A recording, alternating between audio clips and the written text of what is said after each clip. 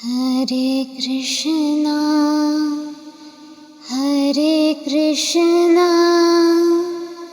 कृष्णा कृष्णा हरे हरे हरे रामा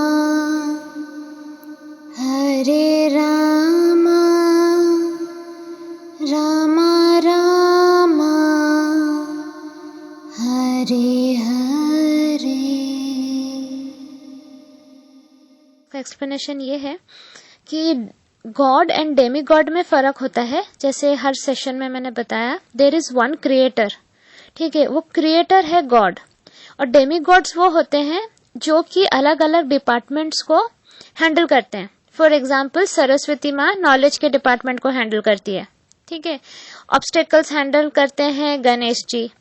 तो उसी तरह जैसे हमारे as per our scriptures Brahma Vishnu Mahesh जो बोला जाता है, तो ब्रह्मा को बोला जाता है कि क्रिएट किया, he is the creator, Vishnu is the maintainer and Shiva is the destroyer, ठीक है। लेकिन इन सब के ऊपर है कृष्णा। सबसे पहले है कृष्णा, राधा कृष्णा, उसके बाद आते हैं विष्णु, और विष्णु से ही ब्रह्मा जी निकले और उन्हीं से शिव निकले। This is as per the Sattvic Puranas, that is Vishnu Purana. बाकी तामसिक पुराण में थोड़ा अलग लिखा है, लेकिन वो पुराणास में बाद में एक्सप्लेन करूंगी।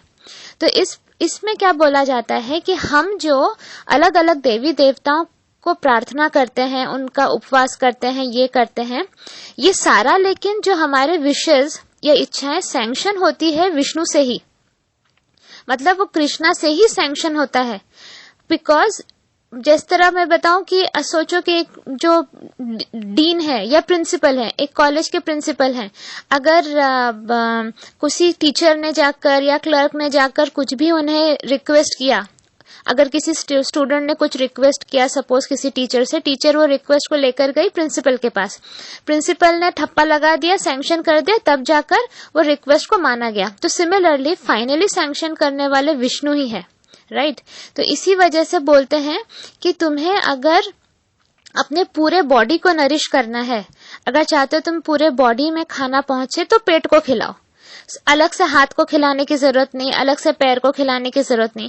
पेट में खाना दोगे तो हर जगह पहुंच जाएगा। उस तरह अगर विष्णु की मतलब कृष्ण की अगर तुम आराधना करोगे, कृष्ण की पूजा करोगे, तो सारे डेमीगॉड्स अपने आप सेटिस्फाई हो जाएंगे उससे। अलग से डेमीगॉड्स को प्रे करने की जरूरत नहीं है। और शिवजी हैं, शिवजी जो महादेव हैं, वो भी सबसे बड़े वैष्णव है, क्योंकि वो भी आंख बंद करके विष्णु सहस्त्र नाम ही जापते रहते हैं।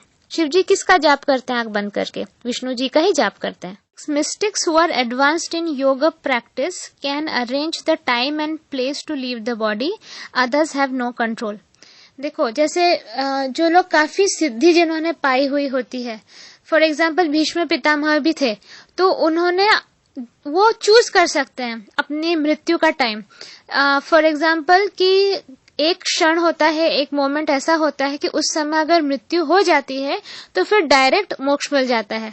लेकिन हम तो अपना मृत्यु का टाइम सेलेक्ट नहीं कर सकते ना। यहाँ पे हमें अपने कर्मों के हिसाब से, अपने प्रोजेक्ट के हिसाब से मृत्यु प्राप्त होती है।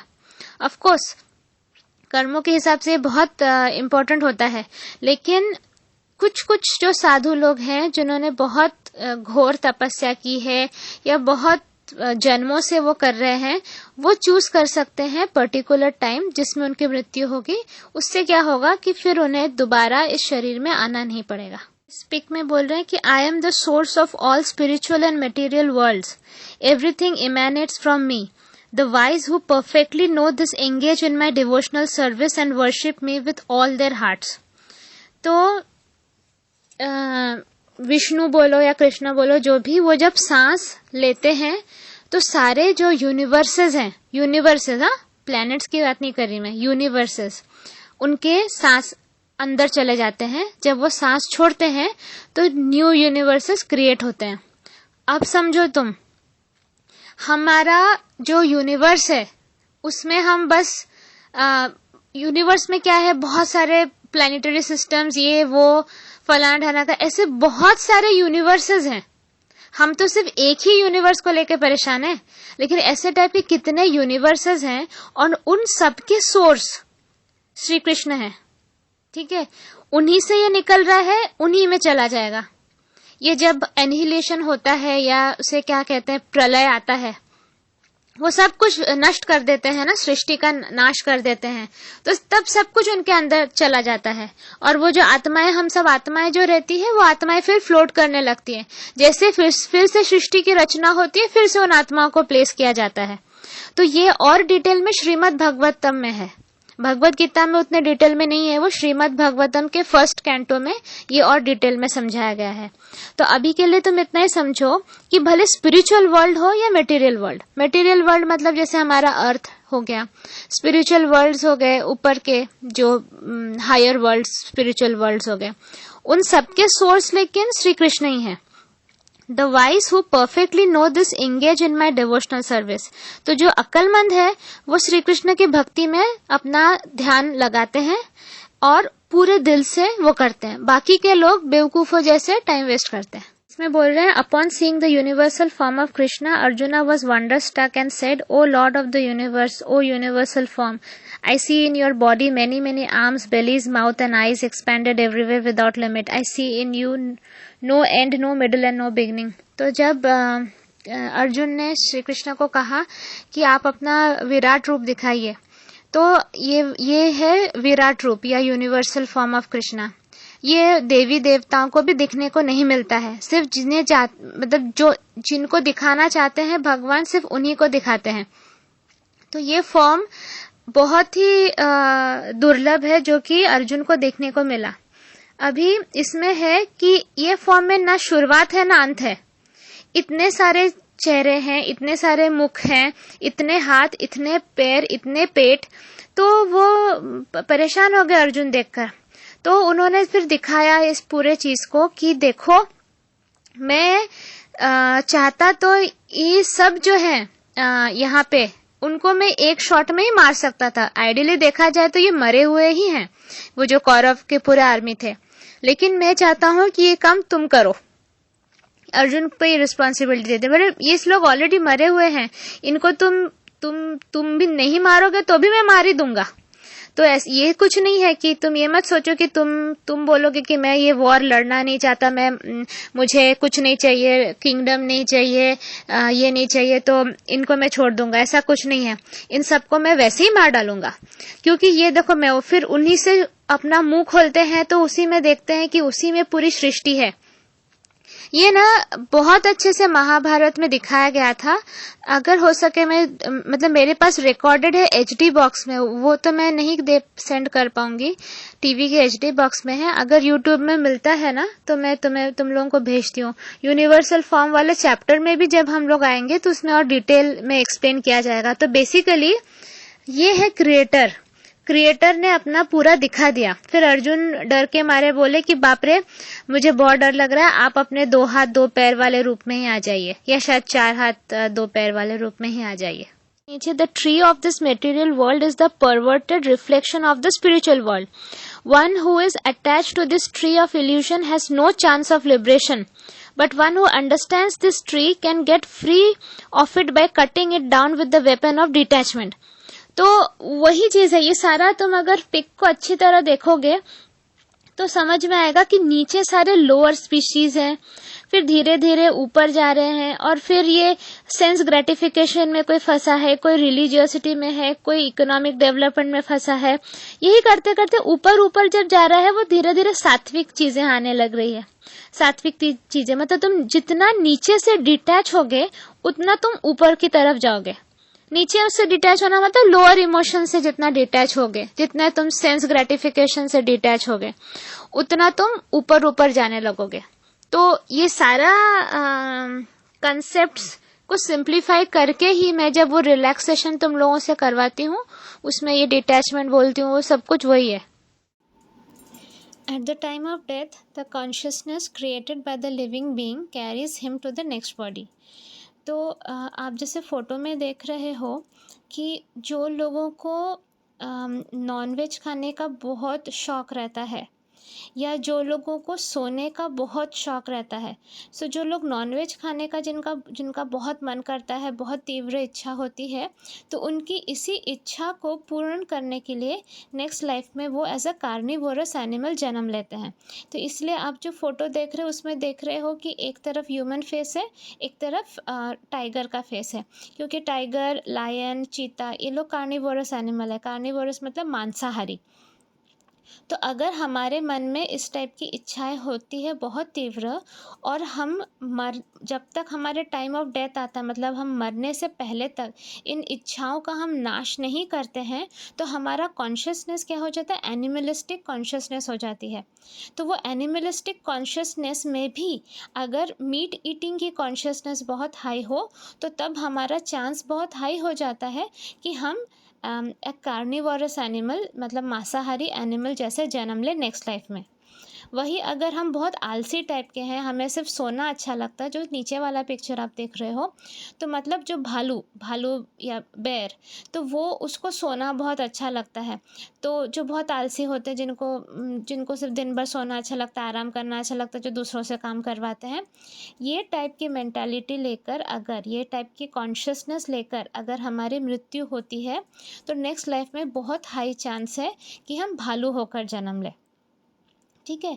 इसके अलावा भी अगर भरत ऋषि वाली स्टोरी मैंने बहुत बार भगवत गीता सेशंस में बताई थी कि राजा भरत, जिनके ऊपर हमारे भारत देश का नाम पड़ा है, उन्होंने अपना राजवाज सब त्याग दिया था, बट वो जंगल में आके रह रहे थे, और उन्होंने देखा कि एक एनिमल एक डियर का पीछा कर रहा है, हिरन का पीछा कर रहा है, जो हिरन प्रेग्नेंट थी। तो उसके बाद वो प्रेग्नेंट डियर से बच्चा हो जाता है, छोटा सा हिरन पैदा होता है, और उस छोटे से हिरन को वो बचा लेते हैं और उसी को अपने आश्रम में पालते हैं। तो जब उनकी मृत्यु होती है, वो इस टेंशन में मरते हैं कि इस हिरन का क्या होगा। तो नेक्स्ट लाइफ में वो एक हिरन के रूप में जन्म लेते हैं। तो इतना सब कुछ त्याग करने के बाद भी, क्योंकि मोह में पड़ गए हिरन के, तो उन्होंने हिरन जैसा जन्म लिया। तो एज़ पर भगवत गीता, मृत्यु के टाइम पर हम जिसको सोचकर मरते हैं, वो उसी फॉर्म में हम नेक्स्ट लाइफ में बर्थ लेते हैं। तो it depends on our consciousness. तो बेसिकली देखिए, हम जस्ट मृत्यु के टाइम पर तो अचानक से कुछ एक चीज़ सोच नहीं सकते। तो बेसिकली एक एवरेज, एक एग्रीगेट, एक समरी ऑफ आवर लाइफ हमारा कॉन्शियसनेस होता है। तो पूरी ज़िंदगी भर हमने जो कॉन्शियसनेस रखा है, मोस्टली मेजर चांस वही होता है कि डेथ के टाइम पे भी वही रहे, अनलेस उसके पहले हमारा एकदम बहुत ड्रास्टिकली कुछ चेंज आ जाए। तो हमें अभी से अपने कॉन्शियसनेस पे वर्क करना पड़ेगा, क्योंकि हमें नहीं पता है कि मृत्यु कब आ सकती है। अगर आज 10 मिनट में मृत्यु आती है, तो हम कैसे कॉन्शियसनेस में है, ये हमें ध्यान रखना है। अगर हम दुखी होते हैं, तो हम नीचे के प्लेन्स में जाके फंस जाते हैं, हम एस्ट्रल प्लेन में फंस जाते हैं। अगर हम सुखी होते हैं, तो हम हायर प्लेन्स में जाते हैं। लेकिन अगर हम कृष्णा कॉन्शियस होते हैं, तो हमारा बहुत अच्छा चांस है कि हम गोलोक वृंदावन जा सकें। ठीक। तो ये कॉन्शियसनेस बहुत इम्पॉर्टेंट है। वही देखिए, सिर्फ हमारे फिज़िकल बॉडी का नाश होता है। जब हमारी मृत्यु होती है, हम फिज़िकल बॉडी को छोड़ते हैं, लेकिन हमारी इमोशनल बॉडी, हमारी मेंटल बॉडी, ये सारे बॉडीज़ इंटैक्ट रहते हैं। और हमारी ये कॉन्शियसनेस, हमारी emotional body, mental body, causal body, ये सारे बॉडीज़ में फंसी हुई होती है। तो वो कॉन्शियसनेस हम कैरी करते हैं। हम भले फिज़िकल बॉडी ना कैरी करें, पर हम वो कॉन्शियसनेस कैरी करते हैं। तो इसीलिए इट इज़ वेरी इंपॉर्टेंट कि हमें पता चले, हम अवेयर रहे कि हमारी किस टाइप की कॉन्शियसनेस है, उस पर वर्क करें और कोशिश करें कि हम कृष्णा कॉन्शियस बनकर ही हमारी मृत्यु हो। इसका मतलब ये है कि एज पर भगवत गीता, हमारे हार्ट में श्री कृष्ण रहते हैं एज अ परमात्मा, सुपर सोल। देखो, हमारा एक आत्मा होता है, हम बॉडी है, आत्मा होता है, और वो अगर हम प्राणिक हीलिंग के थ्रू समझाए इस चीज को, तो जीवात्मा, आत्मा, परमात्मा, परब्रह्मन, इस टाइप का पूरा ऊपर लीनिएज है। उतना कॉम्प्लिकेटेड वे में नहीं जाएंगे, सब समझ नहीं पाएंगे। सिंपल ये रखो, अपने हार्ट में, सब लिविंग बींग्स के हार्ट में परमात्मा रहते हैं, मतलब श्री कृष्ण रहते हैं। उन्हीं से रिमेम्बरेंस आता है, उन्हीं से फॉरगेटफुलनेस आता है, उन्हीं से सब कुछ आता है। मतलब हमने इतने जन्मों से जो भी काम किया है, जो भी कर्म किया है, वो सब वो परमात्मा बैठकर विटनेस कर रहे हैं। ठीक है, उन्हें सब कुछ पता है, लेकिन वही हमें फॉरगेटफुलनेस दे रहे हैं, मतलब वही हमें मृत्यु के बाद उस चीज को भुला दे रहे हैं। बिकॉज अगर हम इतने जन्मों का सब याद रखेंगे तो हम फंक्शन ही नहीं कर पाएंगे, लेकिन उन्हें पता है। बोला जाता है कि हम जो भी कर्म कर रहे हैं उनके पूरे 3 कॉपीज यूनिवर्स में फ्लोट करते रहता है। मतलब सपोज आज तुमने किसी के बारे में बुरा सोचा तो उसकी 3 कॉपीज उस कर्म के फ्लोट करेंगे, प्लस ये हमारे आकाशिक रिकॉर्ड में भी अपडेट हो जाता है। तो क्या होता है कि कोई चांस ही नहीं है कि कोई मतलब वो चीज मिस हो जाए। हम जो भी कर्म कर रहे हैं या जो भी कांड कर रहे हैं उसके पूरे रिकॉर्ड्स रखे जा रहे हैं। तो इसलिए हमें हमारी सोच लेवल से, थॉट लेवल से खुद को मतलब ध्यान रखना पड़ेगा। तो बेसिकली इस फोटो का मतलब ये है, हर लिविंग बीइंग के हार्ट में श्री कृष्ण विराजमान है। इसलिए मैं कहती हूँ कि दिल को साफ रखना जरूरी है। दिल को साफ रखेंगे, देखो दिल में भगवान वास करते हैं। अगर हम दिल में किसी के अगेंस्ट घृणा रखें, गुस्सा रखें, कोई भी लोअर इमोशंस रखे, तो भगवान वहां पे रहेंगे क्या? नहीं ना, रहेंगे लेकिन अनकंफर्टेबल वे में रहेंगे। अगर हमें भगवान को कंफर्टेबल वे में रखना है हार्ट में, तो हमें सफाई करना जरूरी है। इसलिए माफ करना बहुत जरूरी है। माफ करो, दोबारा ट्रस्ट मत करो उस इंसान को, लेकिन माफ तो करो। माफ करना बहुत जरूरी है। घृणा नहीं रखना है। किस तरह माफ करना है वो तो हम सब सीख ही रहे हैं। ठीक है, तो यही बात है इसमें। और वो फॉरगेटफुलनेस भी वही देते हैं आफ्टर आवर डेथ, याद भी वही कराएंगे जब जरूरत पड़ेगी। तो इसका मतलब ये है कि पूरे भगवत गीता के एंड में श्री कृष्ण कहते हैं कि सर्वधर्मान परित्यज्य माम एकम शरणम व्रज अहम त्वम सर्व पापे क्षमी मोक्षस्मि मा शुचा। इस टाइप का कोई है वर्स जिसमें ये कहा जा रहा है कि सारा रिलीजन, सब कुछ अबैंडन करके तुम मेरे शरण में आ जाओ। Final destination is Krishna. अगर तुम मेरे शरण में आ जाते हो, मैं तुम्हें पाप से भी मुक्त करूंगा, मैं सब कुछ करूंगा। और शरण में आना, किस तरह शरण में आना, वो पूरा भगवत गीता में लिखा है कि एक्चुअल सरेंडर क्या होता है। तो फाइनली अगर तुम देखो तो कण कण में भगवान है, हर मन में भगवान है। मतलब जो क्रिएटर है उनका अंश हर एक में है। और हमें किस प्रॉपर वे से सरेंडर करना है, वही पूरे भगवत गीता में बताया गया है। वो करने से क्या होता है, जब हम गुड कर्मा करते हैं हमें उसका अच्छा फल मिलता है, जब हम बैड कर्मा करते हैं हमें बुरा फल मिलता है। तो अगर हमने बहुत गुड कर्मा भी किया तो हमें फिर से जन्म लेना पड़ेगा वो गुड कर्मा के फल भोगने के लिए। ऐसा नहीं कि गुड कर्मा किया तो हम इसके बाद जन्म नहीं लेंगे, तो वो भी करना पड़ेगा। तो इसलिए अकर्म करना पड़ता है। और अकर्म करना किस तरह होता है? अकर्म मतलब तुम कुछ भी कर्म करो वो तुम सरेंडर कर दो श्री कृष्ण के चरणों में, उसे अकर्म बोला जाता है। तो वही इसमें बताया जा रहा है कि तुम मुझे सरेंडर कर दो, मेरे पास आ जाओ, बाकी सारा कुछ मैं देख लूंगा। This picture the heading is, इस पिक्चर का हेडिंग है A devotee of the Lord comes upon a man lying dead on the ground and beside him 2 other men in conditions of bodily misery। तो ये वाला ना chapter number 2 से लिया है भगवत गीता के, जिसमें श्री कृष्ण कहते हैं while speaking learned words you are mourning for what is not worthy of grief, those who are wise lament neither for the living nor the dead। मतलब यहाँ पे कृष्णा कहते हैं कि जो अक्लमंद है वो लेमेंट मतलब होता है दुखी होना, तो वो ना लिविंग के लिए दुखी होते, मतलब जो जिंदा है उसके लिए भी दुखी नहीं होते, और जिसकी मृत्यु हो गई उसके लिए भी दुखी नहीं होते। तो यहाँ पर मैं पर्पट पढ़ देती हूँ। The Lord at once took the position of the teacher and chastised the student, calling him indirectly a fool। तो कृष्णा जी एक्चुअली अर्जुन को ही समझा रहे हैं और वो कह रहे हैं कि वो बेवकूफ़ होता है जो दुखी होता है जिंदा लोगों के लिए या मृत लोगों के लिए। The Lord said, "You are talking like a learned man, but do you know that one who is learned, one who knows what is body and what is soul, does not lament for any stage of the body, neither in the living nor in the dead condition." तो हमारे शरीर का कोई भी stage हो, उसके लिए एक बुद्धिमान इंसान, एक नॉलेजेबल इंसान कभी दुखी नहीं होता है. As it will be explained in later chapters, it will be clear that knowledge means to know matter and spirit and the controller of both. मतलब नॉलेज क्या होता है, ज्ञान क्या होता है, जो कि मैटर को भी समझे और स्पिरिट को भी समझे. हाँ, और दोनों को कंट्रोल करने वाले को भी समझे. What is matter? अगर आप सोचो बॉडी एक मैटर है, उसके अंदर जो आत्मा है वो है स्पिरिट, और इसको कौन कंट्रोल करता है? भगवान कंट्रोल करता है, राइट? तो कंट्रोलर को भी जो समझे.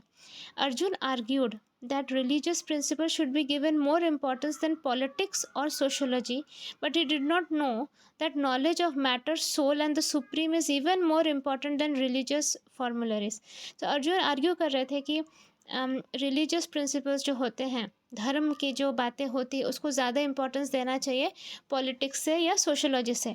पर कृष्णा जी ने डांट के कहते हैं कि इससे भी ज़्यादा नॉलेज होना चाहिए मैटर, सोल और सुप्रीम के बारे में. And because he was lacking in that knowledge, he should not have posed himself as a very learned man.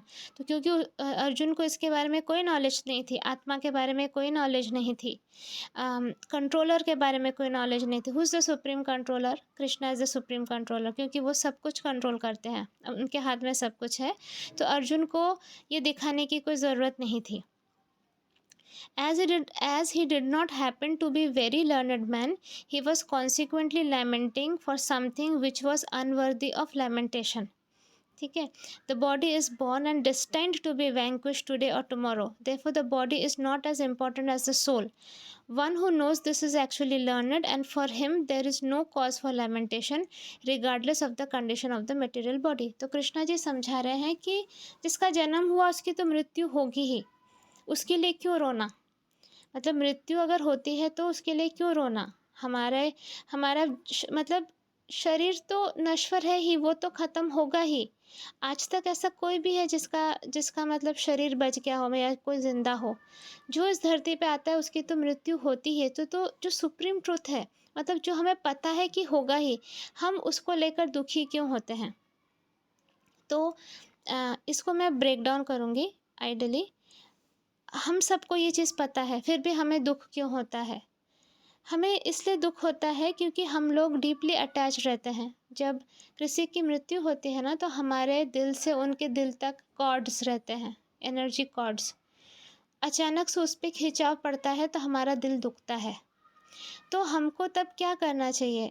हम अगर ये समझेंगे कि वो इंसान मेरी ज़िंदगी में नहीं है तो हमें बहुत दुख होगा, क्योंकि हम बॉडी कॉन्शियस वे से सोच रहे हैं. हम अगर ये सोचें कि उस इंसान का सिर्फ बॉडी नहीं है पर उसकी आत्मा तो अमर है, आत्मा तो कभी नहीं मरती है, आत्मा तो हमेशा रहती है, उससे फिर मुलाकात होगी किसी और जन्म में, किसी और प्लेन में, पर मुलाकात तो होगी. और वो आत्मा तो कृष्णा जी की थी ना, मेरी तो नहीं थी. ठीक है, शायद मेरे किसी रिश्ते में आता हो, पर वो रिश्ता भी तो बॉडी से जुड़ा हुआ है ना. बॉडी ख़त्म तो वो रिश्ता भी ख़त्म. आज अगर मैं माँ हूँ और मेरे बच्चों के साथ मेरा एक रिश्ता है क्योंकि मुझे एक माँ की बॉडी मिली है. कल अगर मुझे एक पड़ोसी की बॉडी मिली तो वही सेम बच्चे की आत्मा की मैं पड़ोसी रहूँगी. तो अगेन रिश्ता चेंज. तो रिश्ता किसके बेसिस पे होता है? रिश्ता होता है बेस्ड ऑन बॉडी. तो अगर हम बॉडी कॉन्शियस नहीं होते हैं, सोल कॉन्शियस होते हैं, तो हम समझते हैं कि ये सब टेम्पररी है, ये कॉस्ट्यूम है. Body is a costume. आज माँ का कॉस्ट्यूम है, कल पड़ोसी का कॉस्ट्यूम होगा. I know it is difficult. किसी की मृत्यु होने पे बहुत दर्द होता है, दुख होता है, क्योंकि हम उस पर्सन का फिज़िकल प्रेजेंस मिस करते हैं. और हम सबको डेथ फेस करना होगा. हमारे परिजनों का डेथ, हमारे रिलेटिव्स का, हमारे पेरेंट्स का, हमारे क्लोज फ्रेंड्स का, ये डेथ हमें फेस करना होगा. तो उस समय हमको ये ज्ञान को याद करना होगा कि ये तो शरीर का एक स्टेज है. जैसे जन्म हुआ था, आत्मा ने शरीर में आकर जन्म लिया, वैसे आत्मा ने शरीर को छोड़ा और वो है मृत्यु. It is just a stage of body. तो we should not be affected with this. तो ये बोलना आसान है और इम्प्लीमेंट करना डिफ़िकल्ट है, लेकिन अगर हम कंटिन्यूसली अपने आप को ये सोचें कि मैं कुछ भी नहीं हूँ, मेरा कोई भी नहीं है, जो कोई भी है वो कृष्णा का है, मेरा तो कोई नहीं है, मैं खुद कृष्णा की हूँ। तो कृष्णा जिस तरह से जन्म देते हैं, उसी तरह से कृष्णा का हक है, जब वापस लेना है वो ले लेंगे। तो मैं ये सब एंटेंगलमेंट में नहीं फंसूंगी। अगर हमारा कृष्णा जी के साथ बहुत स्ट्रॉन्ग कनेक्शन हो, तब हम डेथ को फिर भी थोड़ा सा प्रॉपरली हैंडल कर सकते हैं। लेकिन अगर हमारा कृष्णा जी के साथ बिल्कुल कनेक्शन नहीं हो, अगर हमारे सोल और बॉडी के डिफरेंस हमें नहीं पता हो, हमें सुप्रीम कंट्रोलर कौन है ये नहीं पता हो, हम डीप अटैचमेंट में हो, हम ये नहीं समझते कि हमने कॉस्ट्यूम धारण किया है, तो फिर हमें बहुत ज़्यादा दुख होगा। तो देखो, दुख तो वैसे भी होगा, ऐसे भी होगा, लेकिन इट इज़ बेटर कि नॉलेज रहेगा तो हम अपने दुख को बहुत ज़्यादा बढ़ने नहीं देंगे, वो एक कम एरिया में होगा। ठीक है। तो मैंने रिसेंटली ही मेरे बहुत क्लोज वन का डेथ फेस किया है, and it was very difficult.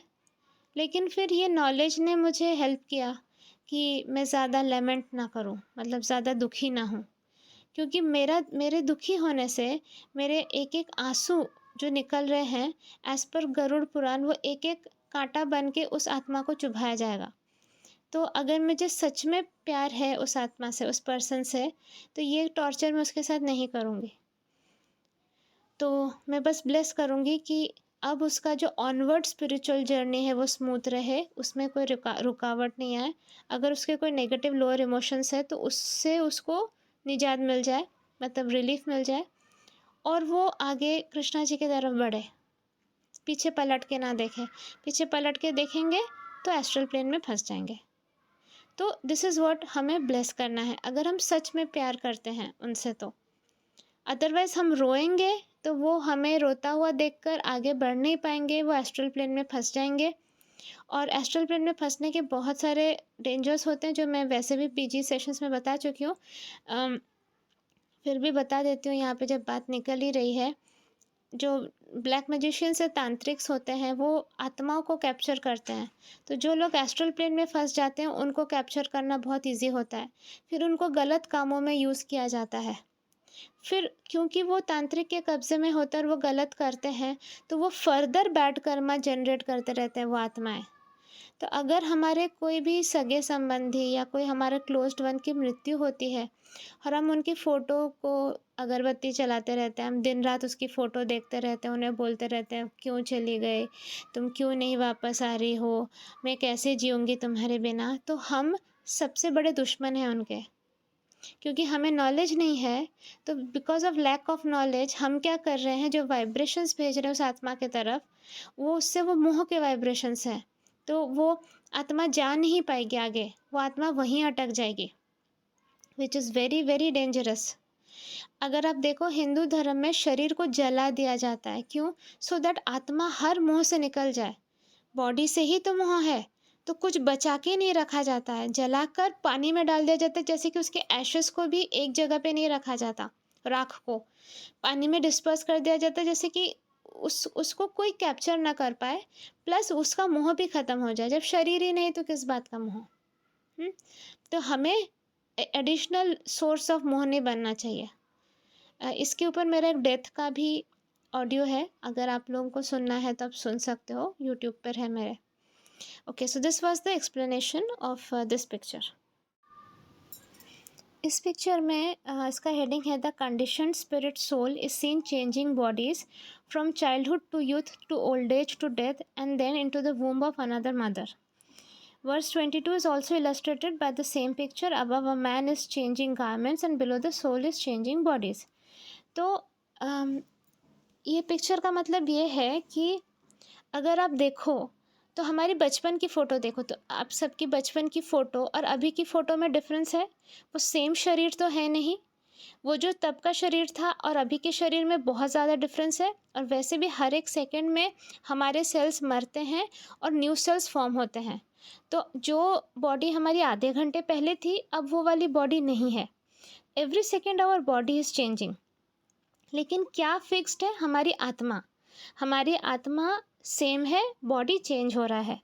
तो उसी तरह से जो जन्म मृत्यु का जो साइकिल है, बर्थ एंड डेथ का जो साइकिल है, उसमें भी सिर्फ इतना ही होता है कि हम हमारा जो कॉस्ट्यूम है वो दैट इज़ बॉडी, वो छोड़कर एक दूसरा कॉस्ट्यूम पहनते हैं।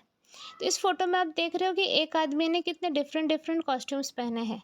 तो वो जैसे एक कॉस्ट्यूम निकाल के दूसरा कॉस्ट्यूम पहन लेता है, वो अलग दिखता है, फिर तीसरा कॉस्ट्यूम पहनता है, वो अलग दिखता है। तो उसी तरह से हम लोग भी जब बच्चा होकर बूढ़े हो जाते हैं, तब जब टाइम आ जाता है, जब वो कॉस्ट्यूम फट जाता है, जैसे हम अपने पुराने कपड़े, फटे हुए कपड़े फेंक देते हैं ना, उसी तरह आत्मा इस फटे हुए शरीर को, ये पुराने शरीर को फेंक कर एक नया शरीर धारण करती है। इसी को कहा जाता है मृत्यु। तो इसीलिए इसको इतना, मृत्यु को इतना ज़्यादा पेनफुली नहीं लेना है, क्योंकि आत्मा कभी नहीं मरती है, सिर्फ शरीर मरता है। तो फिज़िकल बॉडी हमारा मर जाता है, बाकी हमारा सब कुछ इंटैक्ट रहता है। ये हमें इस पिक्चर से समझाया जा रहा है। इट इज़ अगेन जो मैं पहले भी बता चुकी हूँ कि डेथ को याद करना हर रोज़ इज़ वेरी इम्पॉर्टेंट, क्योंकि हम ये सबसे बड़ा सत्य ही भूल जाते हैं कि ये एक दिन आने वाला है हमारे पास, मेरे साथ होगा, मेरे आसपास के लोगों के साथ होगा। उस समय हमें इस चीज़ को हैंडल करने की शक्ति चाहिए, और उस समय ये नॉलेज विल हेल्प। अगर हम ये सोचें कि जिसकी मृत्यु हुई उसको हम कभी नहीं मिल पाएंगे, तो हमें बहुत दर्द होगा। पर अगर हम ये सोचें कि जिसकी मृत्यु हुई है वो एक आत्मा थी जिसने अपना ब्लूप्रिंट ख़त्म कर लिया, उसकी ब्लूप्रिंट की स्टोरी जितनी थी वो कंप्लीट हो गई, उसका प्रोजेक्ट कंप्लीट हो गया, अब वो नए प्रोजेक्ट के लिए रेडी है। उसको रोक के रखना मतलब उसके फर्दर ग्रोथ को रोकना, ठीक है ना। आप अगर फॉर एग्ज़ाम्पल आप जॉब करते हो, आपके प्रोजेक्ट्स लाइंड अप है, 4 प्रोजेक्ट्स लाइंड अप है। अब उस प्रोजेक्ट के लिए शायद आपको कभी कभी ऑन शोर ऑफ शोर कहीं पे जाना पड़ता होगा। सपोज़ आप यूके गए उस प्रोजेक्ट करने के लिए, जैसे आपका वो प्रोजेक्ट ख़त्म होता है, आपको ऑस्ट्रेलिया जाना होगा नेक्स्ट प्रोजेक्ट के लिए। लेकिन अगर आपको यूके में ही पकड़ के रख लिया जाए कि नहीं, हमें तुमसे बहुत प्यार हो गया, अब तुम नहीं जा सकते, तो आपका ऑस्ट्रेलिया वाला प्रोजेक्ट अफेक्टेड हो जाएगा। सिमिलरली हमारे हर एक आत्मा का एक प्रोजेक्ट होता है जिसलिए हम जन्म लेते हैं। जैसे ही वो प्रोजेक्ट कंप्लीट होता है, ऑफ कोर्स उसके 3 डेथ पॉइंट्स होते हैं। अगर फर्स्ट वाले डेथ पॉइंट तक हमने प्रोजेक्ट ख़त्म कर लिया तो हमारा पहले डेथ पॉइंट में हमारी मृत्यु हो जाएगी। फिर अगर नहीं हुआ तो हमें बोनस टाइम दिया जाएगा सेकेंड डेथ पॉइंट तक। सेकेंड डेथ पॉइंट में भी अगर हमने प्रोजेक्ट नहीं ख़त्म किया तो एकदम लास्ट फाइनल होगा थर्ड डेथ पॉइंट। तब प्रोजेक्ट ख़त्म हो ना हो हमें एग्ज़िट करना पड़ेगा, मतलब वीसा ख़त्म हो गया, आपको 6 महीने का वीसा देकर भेजा गया प्रोजेक्ट के लिए। अगर आपने वो 4 महीने में ख़त्म कर लिया तो 4 महीने बाद आप वापस आ सकते हो, हॉलीडे ले सकते हो या नेक्स्ट प्रोजेक्ट में जा सकते हो। नहीं हुआ तो चलिए फिर से आपको एक एक्सटेंशन 5 महीने वाला, 5 महीने का है आपके पास, 6 महीने का है तो 5th मंथ पे आप एक्सटेंड कर सकते हो। उसके बाद भी नहीं हुआ तो 6th मंथ में आपका प्रोजेक्ट हो ना हो आपको यूके से निकलना ही पड़ेगा, पैसे सोच लो। तो this is how it happens. तो इट इज़ प्रोजेक्ट बेस्ड। तो इसको हम इतना ज़्यादा सीरियसली लेके बहुत ज़्यादा दुखी ना हो तो इट इज़ बेटर, ठीक है। तो इस पिक्चर का ये एक्सप्लेनेशन था। इस पिक्चर में इसका टाइटल है the many many frames on a reel of movie film when seen consecutively appear as one picture on the screen, although there are actually many different pictures. Similarly, we see a man as localized above, but actually his body is changing at every second.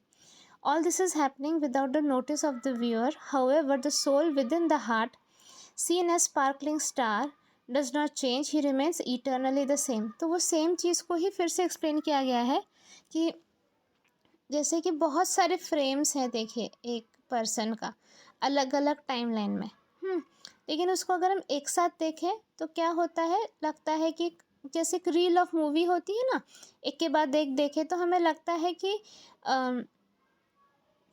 मतलब बहुत सारे frames को जैसे reel of movie में एक पूरा picture जैसे लगता है, एक ही पिक्चर जैसे लगता है, वैसे ही यहाँ पर भी हमारे साथ होता है।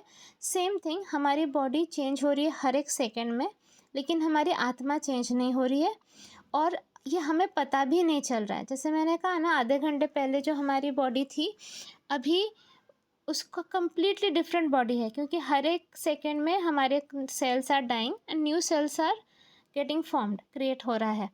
तो उसी के वही एक्सप्लेन किया गया है कि हार्ट में जो स्पार्कलिंग सा स्टार है, मतलब चमकता हुआ जो सितारा है, वो है हमारी आत्मा, बाकी शरीर हमारा बदल रहा है। ठीक है, तो इस पिक्चर का यही मतलब है। इस पिक्चर में जो हेडिंग है वो है the bird on the left is captivated by the fruits of the tree while the friendly bird on the right acts as a witness and waits for his friend to turn to him। आप अगर देखो तो यहाँ पे दो चिड़िया है। जो लेफ्ट वाली जो चिड़िया है वो जो फल है पेड़ के, वो देखकर वो मंत्रमुग्ध है, उसका पूरा ध्यान वहीं पर है। लेकिन उसके बाजू में जो चिड़िया बैठी है उसके तरफ उसका बिल्कुल भी ध्यान नहीं है।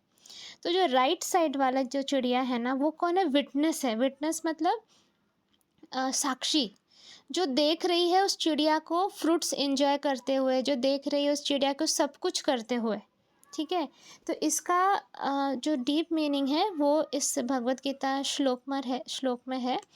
मैं आपको वो पढ़कर समझाती हूँ। सो ये है टेक्स्ट नंबर 22 चैप्टर 2 में जो लिखा है। Transference of the atomic individual soul to another body is made possible by the grace of the super soul. The super soul fulfills the desires of the atomic soul as one friend fulfills the desire of another. The Vedas, like the Mukunda Upanishad as well as the Shvetaswara Upanishad, compare the soul and the super soul to two friendly birds sitting on the same tree. Soul मतलब आत्मा, यहाँ पर आप जीवात्मा समझ सकते हो। Super soul मतलब परमात्मा। तो जीवात्मा और परमात्मा दोनों ही पेड़ के एक ही डगाली पे बैठे हुए हैं। One of the birds that is the individual atomic soul. Individual atomic soul मतलब जीवात्मा। तो एक चिड़िया जो कि जीवात्मा मतलब जीवात्मा का प्रतीक है, is eating the fruit of the tree and the other bird Krishna is simply watching his friend. तो जो परमात्मा है, राइट साइड वाला जो बर्ड है वो है परमात्मा, लेफ्ट साइड वाला जो बर्ड है वो है जीवात्मा। तो परमात्मा जीवात्मा को उसके एक्शंस करते हुए देख रहे हैं, साक्षी जैसे। Okay, of these two birds, although they are the same in quality, one is captivated by the fruits of the material tree, while the other is simply witnessing the activities of his friend. तो ये दोनों भी चिड़िया ही है। दूसरी तरह आत्मा और परमात्मा दोनों आत्मा ही है, लेकिन उनका काम अलग है। उसमें से जो लेफ्ट वाला है, वो जो आत्मा है, जीवात्मा जो है, वो मटेरियल ट्री मतलब ये जो हम भोग विलास करते हैं, जो मटेरियल एनर्जी में हमें कैप्चर करके रखा जाता है, हम सुबह से लेकर रात तक जो मटेरियल फ्रूट्स एंजॉय कर रहे हैं। What are the material fruits? हम रिलेशनशिप्स एंजॉय कर रहे हैं, हम फूड एंजॉय कर रहे हैं, हम पैसा एंजॉय कर रहे हैं, हम सक्सेस एंजॉय कर रहे हैं, हम फेम एंजॉय कर रहे हैं। ये सब जो हम कर रहे हैं, और ये सब करते हुए हमें कौन देख रहे हैं? परमात्मा, दैट इज़ कृष्णा, जो हमारे हार्ट में एज अ साक्षी बैठे हुए हैं। तो हम जो कुछ भी सोचते हैं, जो भी बोलते हैं, जो भी करते हैं, परमात्मा वो सब कुछ देखते हैं।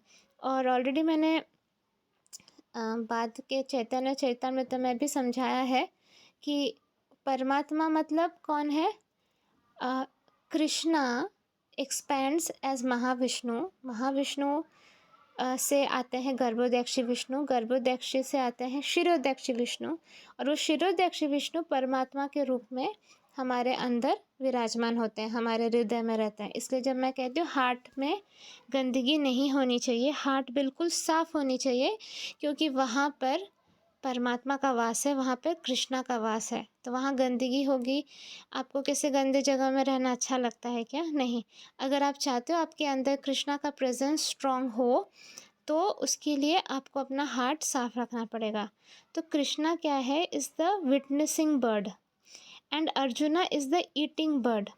Although they are friends, one is still the master and the other is servant. Krishna is the master and Arjuna is the servant. उसी तरह परमात्मा मास्टर है, जीवात्मा है servant. Forgetful ness of this relationship by the atomic soul is the cause of one's changing his position from one tree to another or from one body to another.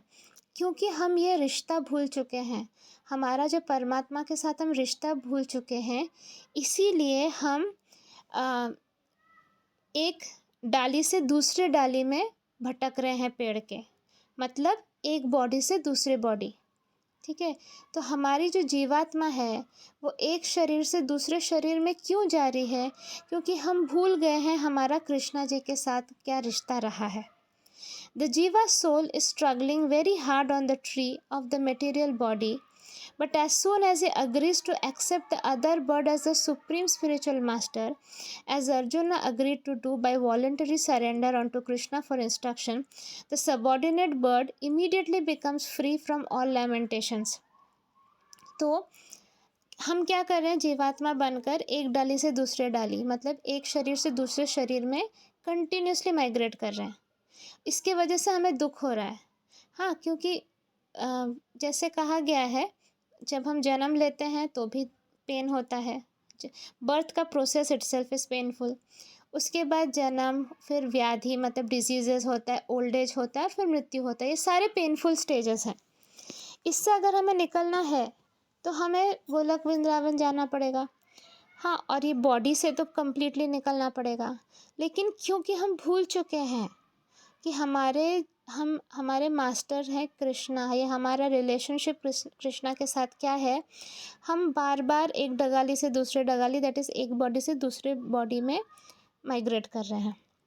लेकिन जैसे ही अर्जुन ने agree कर दिया surrender करने को कृष्णा को, वैसे ही सारे अर्जुन के सारे दुखों का नाश हो गया. तो उसी तरह से अगर जीवात्मा परमात्मा के प्रति सरेंडर लाए तो उसके सारे दुखों का नाश हो जाता है. ओके, बस यही मेन एक्सप्लेन किया गया है और ज़्यादा कुछ एक्सप्लेनेशन नहीं है. ठीक है, तो यही था इस पिक्चर का एक्सप्लेनेशन.